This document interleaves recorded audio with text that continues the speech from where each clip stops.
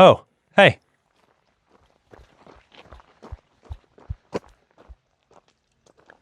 Has anyone told you guys about Tamworth's 8-year bottled and bond rye yet?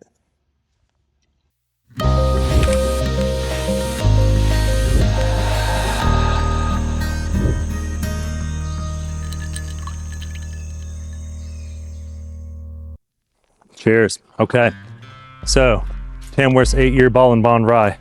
What is it and why should you care? So if you don't know Tamworth was started by Steven Grasse. He is one of the creative minds behind Sailor Jerry's rum and Hendrick's gin. So he's got experience in the spirits realm with building brands. When he moved to Tamworth, New Hampshire, it was returning back home for him. And he really wanted to focus on the transcendentalist ideals of New England. And he wanted that to translate into the spirits that he was creating in New Hampshire.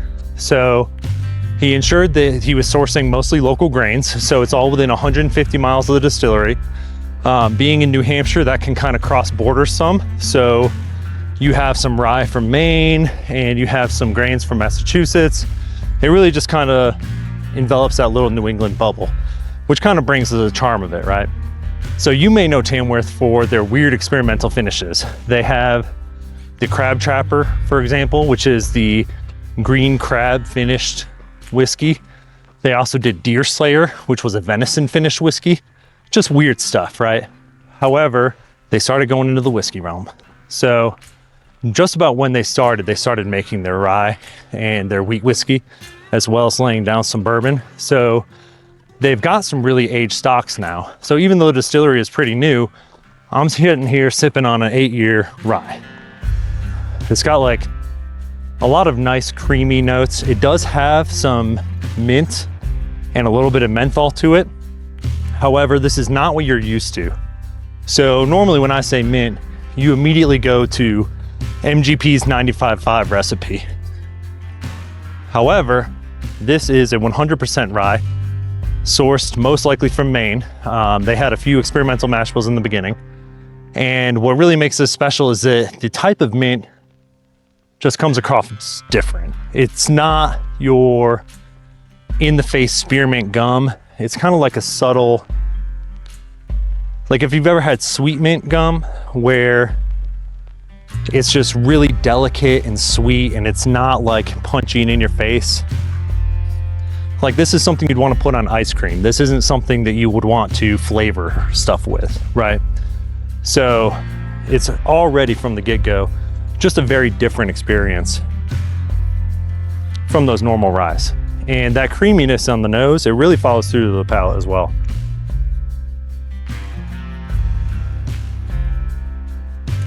What I like about this is that it's legitimately probably the creamiest whiskey I've ever had. There are plenty of whiskeys on the market that have like a nice creamy mouthfeel, but this just takes it to the next level. Now, a lot of you are probably used to having a craft distillery put out their own distillate, and it feels young, it feels grainy, and it just has a lot of those attributes that you're like, this is why I'd go to Kentucky, right? This is why I don't stray away. I only drink from the big guys. But this doesn't have that. It doesn't have that grainy quality, that youthful quality. It's 8 years old. That's older than a lot of Kentucky whiskey that's out on the market. So it really just brings together a nice profile. Alongside those sweet mint notes, you also get a lot of like aged leather and oak notes that you wouldn't expect from such a craft distillery.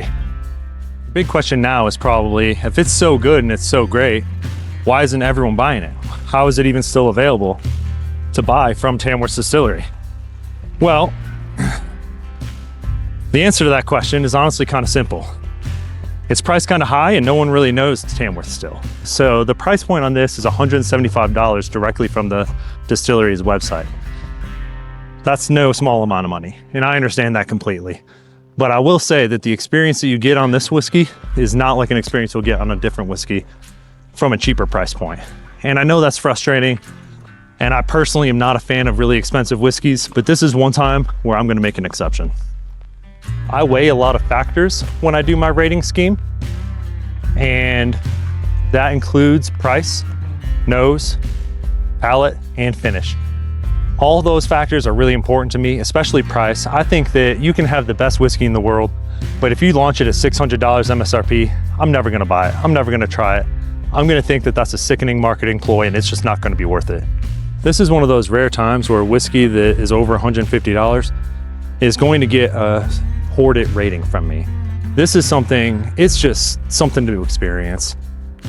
There are obviously cheaper rye whiskeys that are plenty good quality, but at the end of the day, I'm not gonna be able to experience something with this mouthfeel and these crazy flavors that are going on here. You'll find stuff that might be similar, but it's not gonna be this. And at the end of the day, would I rather have one $175 bottle that comes across like this, or would I rather have two $90 bottles?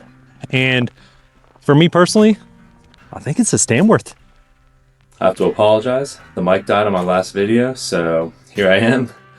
If you like what I'm doing, please like this video and subscribe. It really helps me out a lot. It can help me keep doing what I'm doing. And with that out of the way, may your trails be empty and your glasses full. Cheers.